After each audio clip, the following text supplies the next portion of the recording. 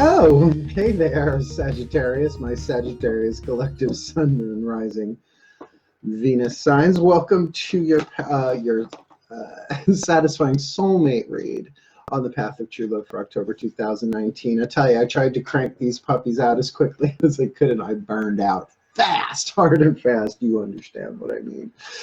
My Sagittarius asses, my subscribers, welcome back. Those who follow, to anyone new to my channel, I am Angelo, Lyons, president of Drawing the Circle Productions, professional intuitive for a really long time, and a professional witch. And soul, the jewelry, I guess you could say. You know, we're all born naked, and the rest really is drag. So let's dive in. There is going to be an extended version of this on Vimeo. The link is downstairs. If you are unfamiliar with my work, you might want to check the video I did called Clarifying Twin Flames, Soulmates, and True Lovers as Soul Contracts. All of that's in the box below, as well as ways of contacting me directly for private session work. Cool. These are not quickies, but if I was going to do the twin flames, I couldn't. I just needed a break. So I decided to do some soulmate readings, satisfying soulmate relationships, right? Pre-incarnational contracts where you help each other heal, all sorts of different manifestations of that, not just lovers. Certainly lovers can be soulmates, but can be family members, can be friends, can be co-workers, can be in any sort of context, can even be a practitioner-client, right? Because you help each other heal. And I know as a healer, particularly through spiritual counseling, readings as well, that I often heal greatly as a result of working with my clients. It's symbiotic, right? Particularly because I get paid, right? It heals my bank account, and I get to do what I love and pay my bills. So that being said, we are only using one deck today, the Daughters of the Moon Tarot, and we're doing a Celtic cross spread, my favorite spread, my eagle eye view spread. Sorry, I got a little drippy nose. It's finally sweater weather in New York. It's sweater weather. Oh my God, it's sweater weather. So excited because, yeah, I like this time of year. Summer is my favorite, but I like my change of seasons. Hence, I live on Long Island. We get them all four big time.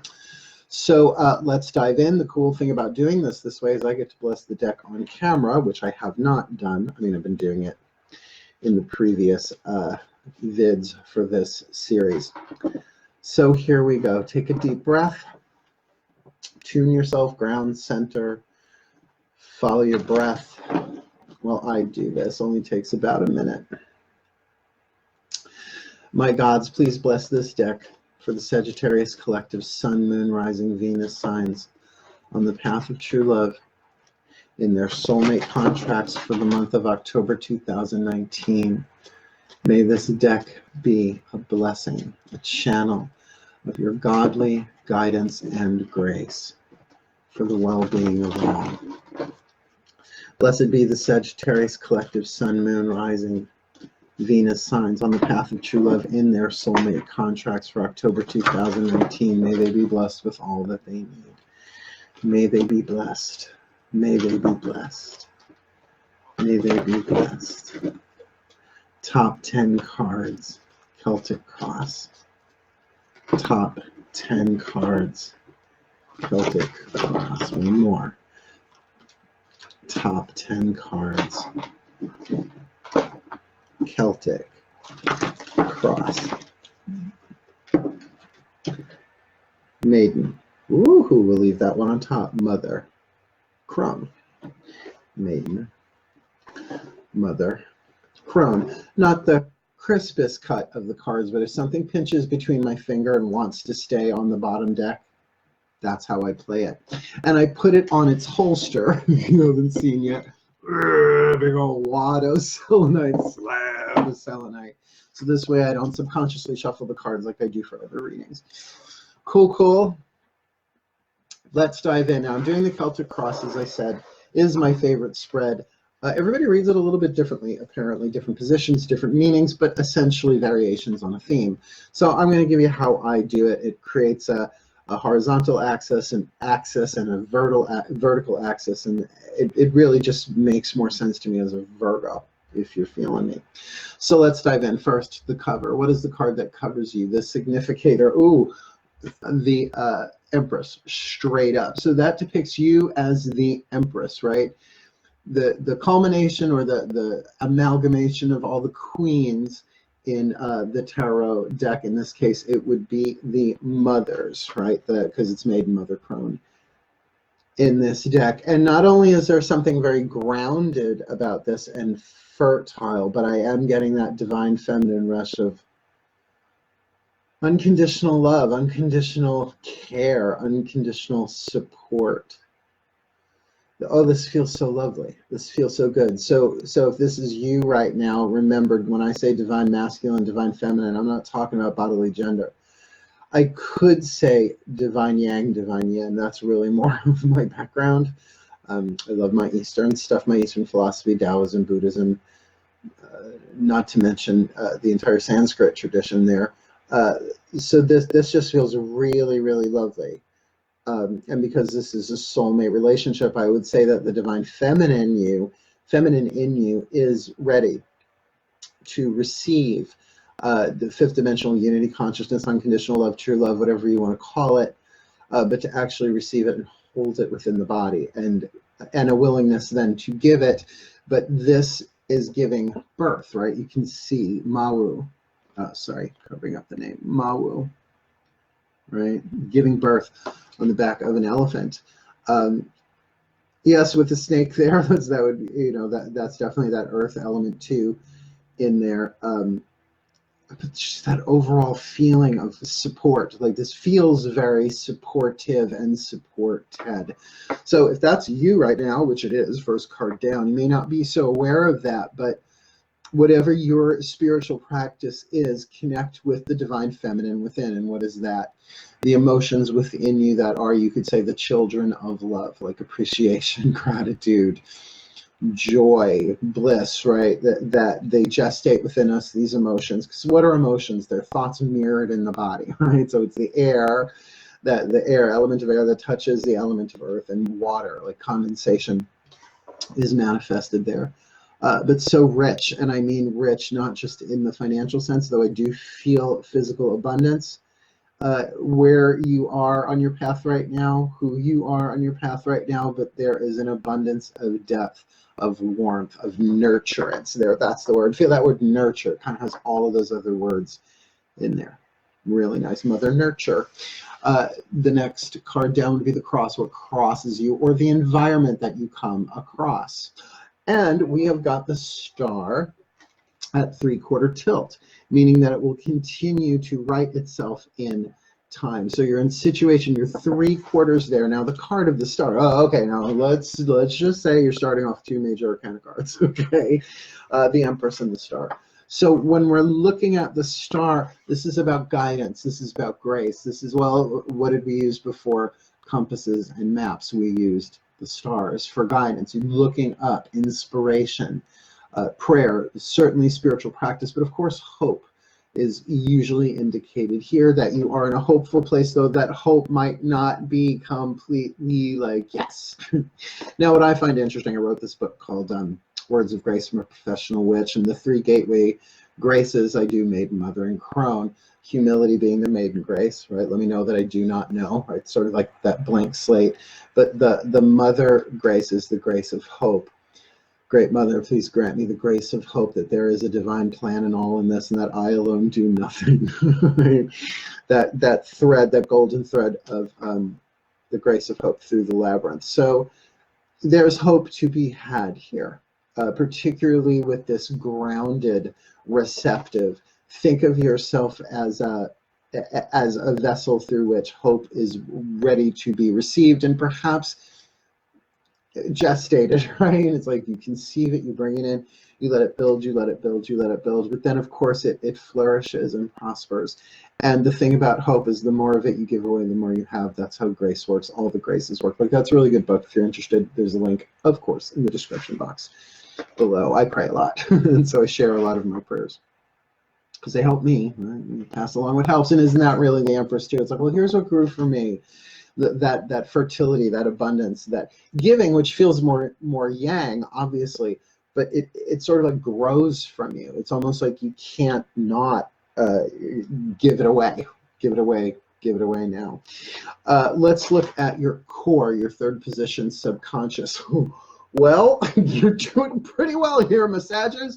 You've got the 10 of Blades almost completely direct. Like I would say that's an eighth, right? So if that's a quarter, that's like an eighth, a little bit more than an eighth. Bloop. 10 of Cups, Inanna's house of heaven. Like what good stuff going on. Like I said, an abundance, right? An abundance of unconditional love. Well, there we have it. Now I am going to keep it at that eighth, I guess I would say like 10:30, 11 o'clock before midnight, before the cycle is straight up in terms of timing. But this just feels so lovely. Let's keep going. Recent past, or what's behind you. What's in your behind, Sagittarius? Four of Cups, right? Four of Cups, Five of Cups, straight up the storm. So that's what's behind you, right? An emotional change, usually turbulent. I prefer this to other versions of the Five of Cups because all storms pass, right? Sometimes when you see these tarot cards, the fives in particular, which are numbers of change, not numbers of tragedy, right? It's a natural occurrence, a storm, right? And yeah, it changes everything, but it passes.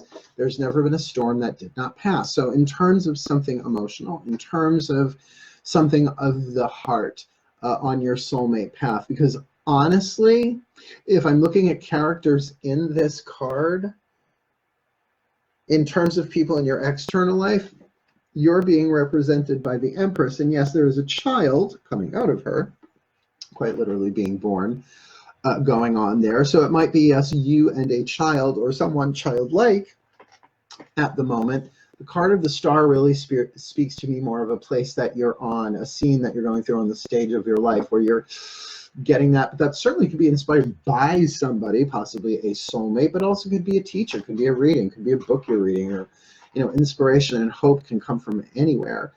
And because this is in the third position, I'm not feeling that this is about like you and a bunch of soulmates hanging out in a hot tub, right? With lots of drinks, right? Lots of drinks there in the center. No.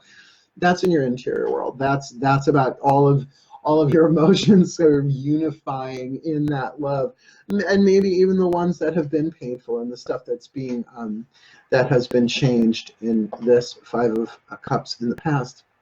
Pretty cool. So that shows me where you are and where you were, and it does make sense that regardless of what went on in this emotional storm, you not only have emerged stronger, not only were your weaknesses made stronger as a result, you may not see that just yet, but that it has blessed you in a way where you are the Empress.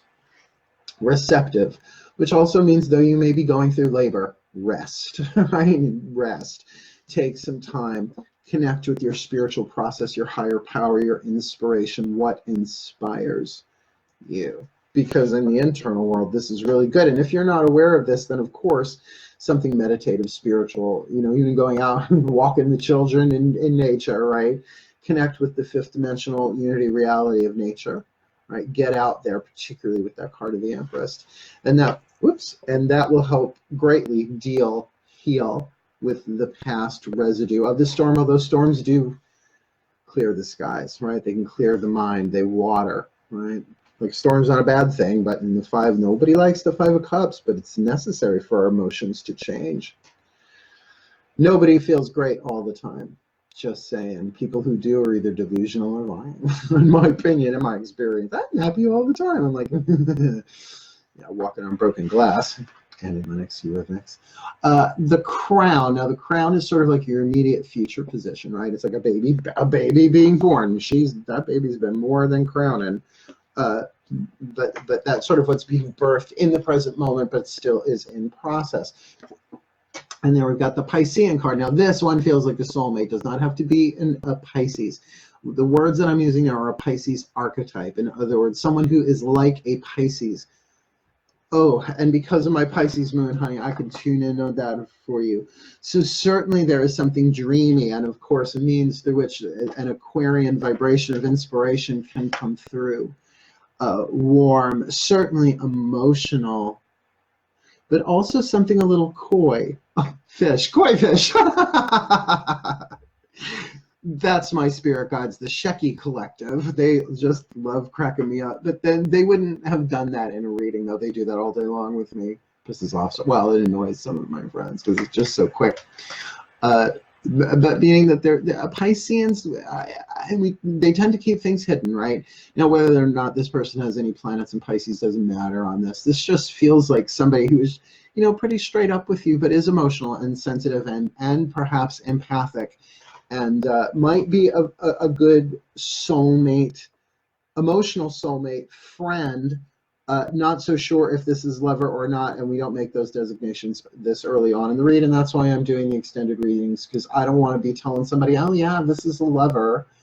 I mean, unless there are really things around it that signify that, and particularly you, and really with the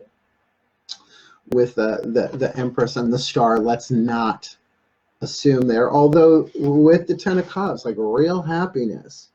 And this person on the crown, this Pisces is either a Piscean archetype, Pisces-ish, fishish, not fishy, fishish, because again, it can be male or female, doesn't matter. That this is, if it's somebody new coming in, then I really don't want to speculate, but if it's somebody that is already a soulmate in your life, feels kind of more like a brother-sister, kind of feels more like a friend thing, like not just an acquaintance.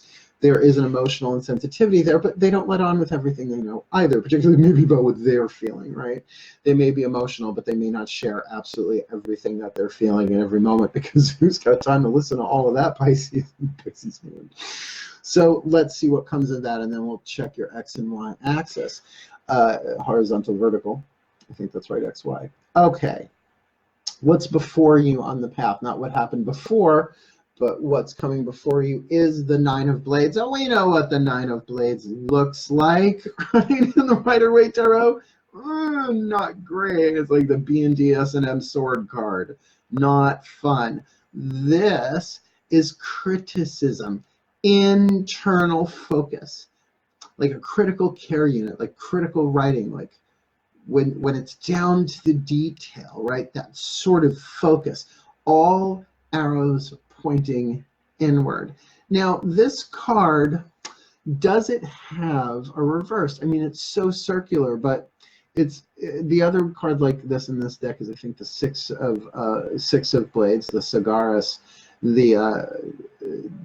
It's spinning. It really has no reverse. This one kind of sort of does. So what I'm going to say is this is 3/4 tilt, that it doesn't have much to go for you to get what you needed to focus on. And if this is about looking within, which of course the extended read would probably clarify, definitely a period of introspection. And that's why even in the Rider-Waite deck, blindfolded, right? Not always such a bad thing, because you know that particular artwork, that depiction seems so torturous and so bound to your own thoughts, and certainly we can be that, but the 10 is the completion, which is resolution. So I see the 9 as that initial completion before complete resolution, right?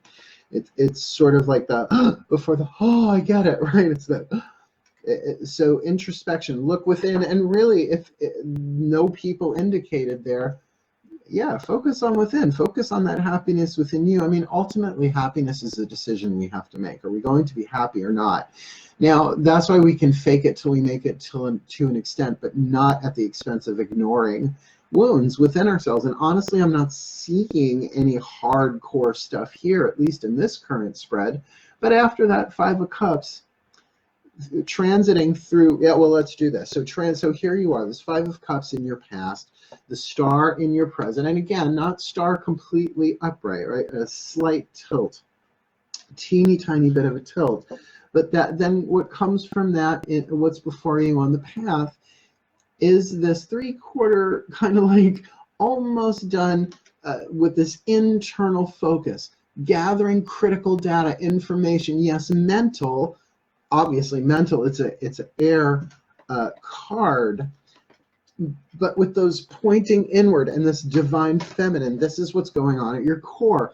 It's like that happiness, those cups that are already overflowing within you, and you have the receptivity and the fullness. Of course you are. You could be just a fountain of unconditional love, unity, consciousness, and blessed be, however you want to just do that. But then with this Pisces at this top, if this person is the focus of that, or someone who is triggering that, or could even be, well, let's see, why I say it's like an emotional, sensitive, but, you know, has some secrets, has some mystery, could be a teacher, could be emotional process healers. I mean, I've known a lot, because I do a lot of emotional process, but I learned from them how to do it. So I'm a Virgo. That's okay, I'll do that myself.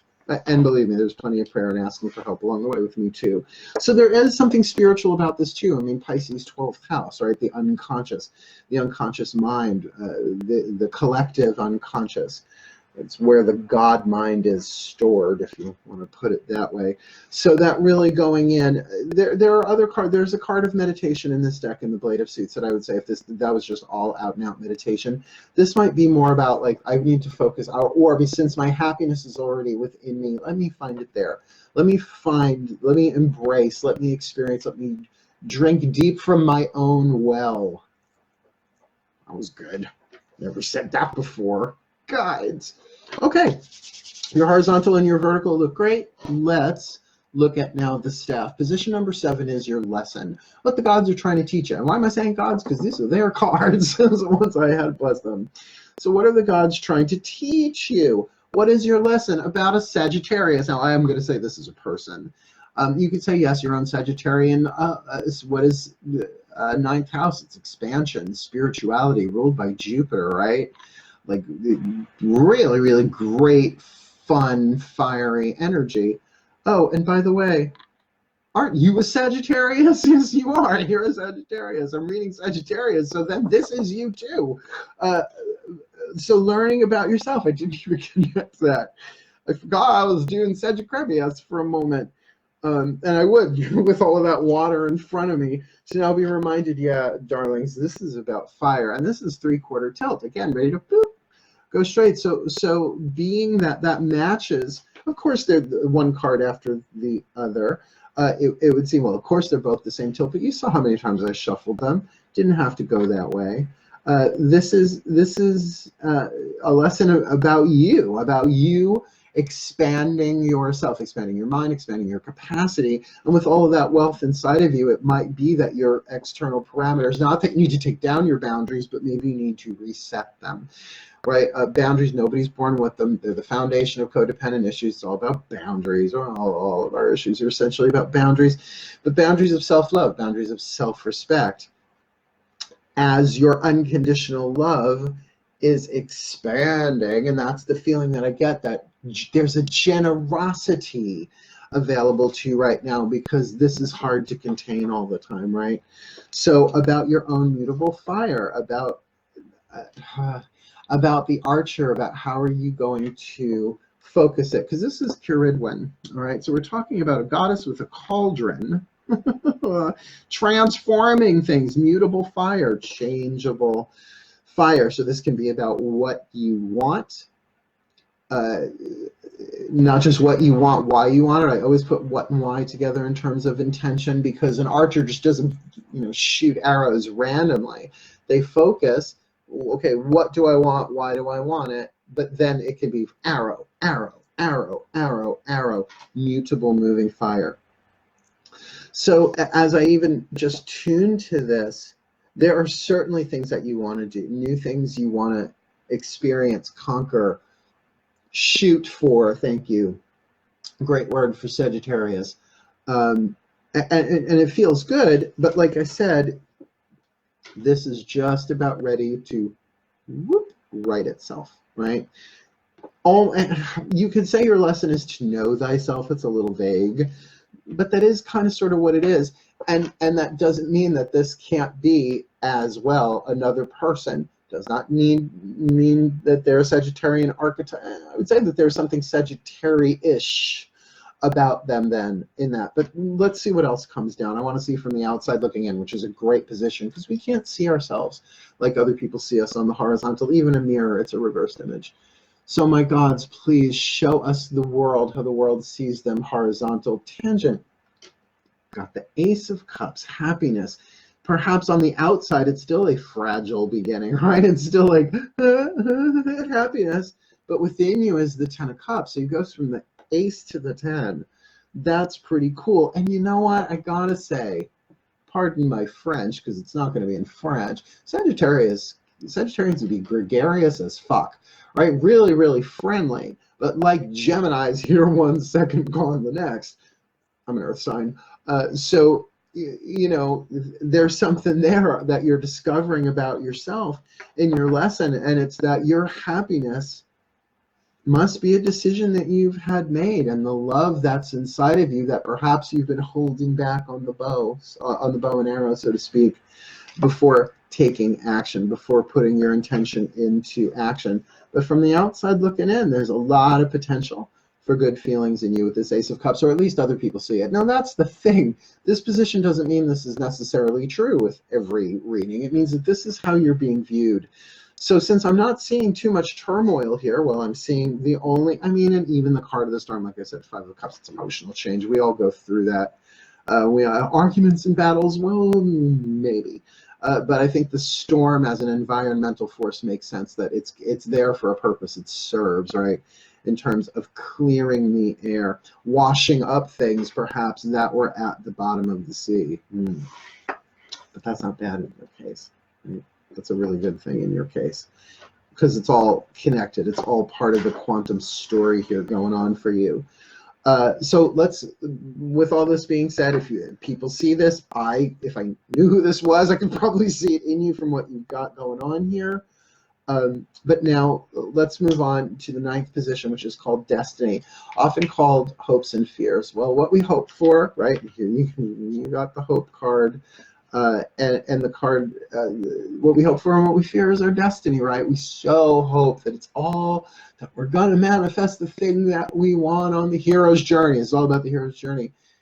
But we're fucking terrified of what we're going to have to go through to get it, right? Because it's a hero's journey. Of course, there are dragons along the way. Of course, there's storms along the way. And of course, there's introspection along the way. The hero had better, right? Introspect after a storm, after finding their hope, connecting with this wellspring of love, this 10 of Cups from within. And then remember, you're depicted as the Empress, very rich in all of those words, right? And in all of the meanings of that, not necessarily only financially, though I hope you are. I want that for everybody. May everybody be blessed with all the financial abundance they need. But this card shows you not what your destiny is, but where you are on the hero's journey of the path of true love and your soulmate relationships for October 2019. And we've got strength reversed. Now, reversed is a good thing in this place because it's about kind of holding off a little bit. Again, that introspection, that your destiny is achieved right now, not by being weak. The opposite of the strength card is not weakness. That's about the endurance of the soul. It would take that to hold this consistently, right? Like take a bottle of champagne and shake it up, right? It creates a pressure inside of you. And you are the Empress sort of giving birth here, right? So these emotions are going to flow through you, and you've got this Piscean archetype soulmate that might just be really understanding you and giving you that space to do that, so that this hope, the environment of hope around you, lightens you up, opens you up. And yet there you're going to go in to really, really focus on this internal strength. Oh, well, then great. I already said the maiden, thank you, the maiden goddess, the maiden grace of humility, the mother grace of hope. Well, the crone grace is the grace of endurance. Great goddess crone, grant me the endurance. Let me call upon a strength beyond this world that I may walk my path and fulfill my role in the plan. So mote it be. Words of Grace from a Professional Witch. It's a really good book. I almost died before that book. Not physically, but it was on the table. Really, really powerful card there. So, and also, right, if we look at it in terms of the cycle, that will eventually come out into the world. It will go from yin to yang, Erica Yang. So give it time. This is a month. This is the month. And you know what? Because I'm doing these, like I wanted to get all of these done before October 1st. There's no way they were going to happen. So I'm going to start saying ish, like for October-ish 2019, because this is a life journey kind of thing. Yeah.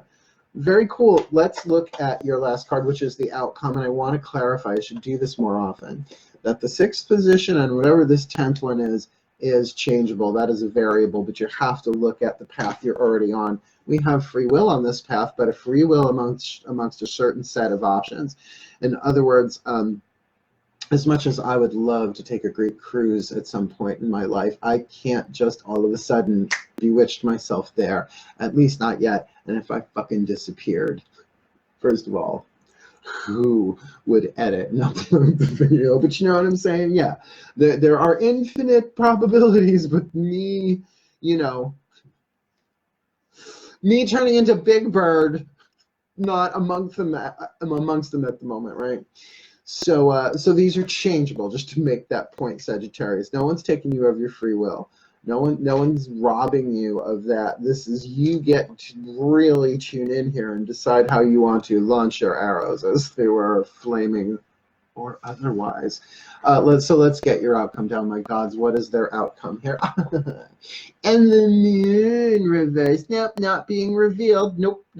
Sorry. Well, at least not in this spread, right? If we went into, we are going to go into it in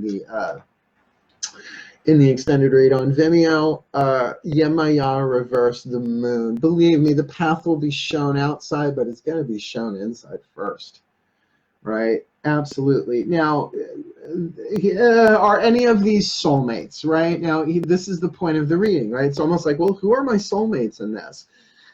Well, certainly this Ace of Cups, that could be someone there sort of inspiring that within you, and that comes straight up. Remember, that's how other people see you. So that is very kind light to see somebody, and that could be supportive. Definitely this Pisces, no question, is a person, a Piscean archetype.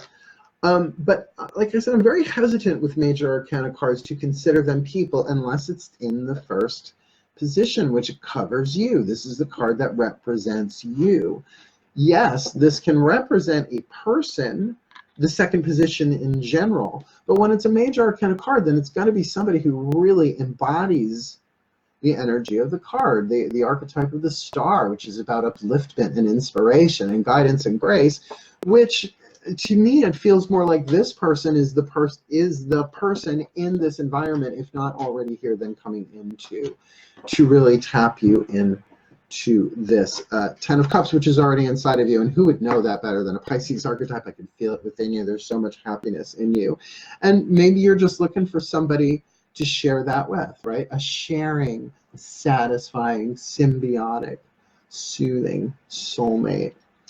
So just looking at your staff here, because we already did the horizontal and the vertical. So your lesson is being a Sagittarius, but getting it together, right? Taking the full journey there for yourself. You're 3/4 of the way there. The world around you sees you as happy, right? I mean, the aces are an opportunity for happiness as well, but here it feels like, and I know a lot of Sages, right? My CPA is a Sag. So much fun. I'm going to see my CPA. He's a good guy, right? He's fun. He's happy most of the time, and you know, he understands enough about, well, as many of us do on the path, right? It's like how we kind of pull our own strings to tap ourselves into that. But of course, that's Sagittarian as well. You're ruled by Sagittarius, Zeus, Jove, jovial, right? I just did some pantheonic translation for you there. But then remember, your destiny right now is sort of like enduring that. Now, you know, people say, why would I need to endure happiness and joy and bliss? Because we sabotage it. Because we're waiting for the other shoe to drop, or we cling so much to the form that we attach to that happiness and joy that we crush it, strangle it, and smother it. We all do. So that's why to really, this Nine of Blades in what's before you, just really look within, because that's where it is. That's where it is. Whatever you're attaching to it on the outside. And that with Yemaya, the moon reversed, right? It doesn't mean dark moon. Doesn't mean you're not intuitive, but it can mean that this is deeper than you realize, and that's going to be revealed in time. Give it time. It's a month. Cool, cool. Really my pleasure. Really, really, really my pleasure reading for you, my Sagittarians, my subscribers. I love you guys. I'm so grateful. People are actually subscribing, like really enjoying it. And if you are indeed new, I hope this helped. You know, the prayer that I say before I do these readings is that they be truly helpful. It's a prayer I learned from A Course in Miracles a long, long time ago. That'd be truly helpful for me and truly helpful for whoever is watching it. And if it was, if it clicked, if it shined a little light, gave a little grace on your soulmate situation, please like and subscribe, because I don't see myself not doing this for a while. I'm really enjoying the hell out of this. This is a new aspect of my career, seeing clients, writing the third book. The first one's called Spell Ingredients, then Words of Grace, that we're working on. My editor's got it, The Path of True Love. We're going back and forth on that probably this week or so. So I'm just so happy and thankful. Truly, I feel gratitude for this work and doing this in this way from my home. Present and enjoying the Circle Productions. It's such a joy. So please like and subscribe. But I wish you the very best and the very, very best on the path of true love in terms of your satisfying soulmate relationships for October 2019. But for now, hail, farewell, and a happy, happy, happy, blessed day.